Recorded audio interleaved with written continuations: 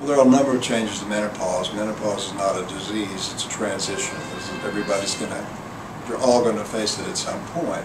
And it's not just menopause. For what you're really talking about is estrogen deficiency, the primary hormone that has to do in an adolescent with breast development and curvy hips and beginning of periods. That's estrogen. So when the ovaries burn out, all the eggs are gone, estrogen production stops. That doesn't happen all at once. It usually happens in a gradual fashion. And below a certain threshold of estrogen levels, you begin to see symptoms. So the most common one associated with menopause is hot flashes. They're called vasomotor symptoms.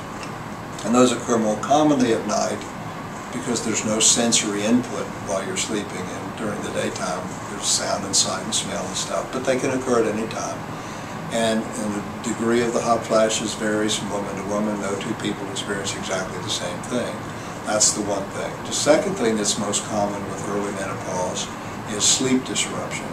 Women in menopause tend to sleep like folks who have sleep apnea. They tend to sleep lighter and are more easily aroused, and they have trouble sometimes getting back to sleep when they wake up all night long. And therefore, fatigue from poor quality sleep is a very common menopausal symptom.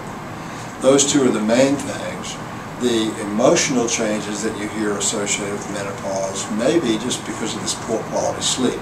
There's not any direct relationship to estrogen deficiency and depression. There may be something to that. Decreased sex drive is possible. Again, chronic fatigue.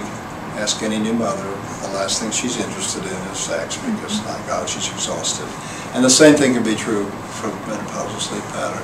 The other part of menopause that is a little later finding, but very common, is the vaginal dryness.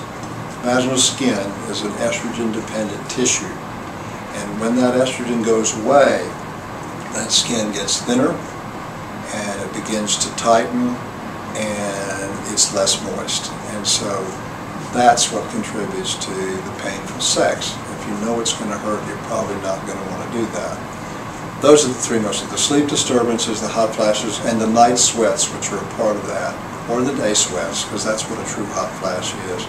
Those are the symptoms that you see from estrogen deficiency.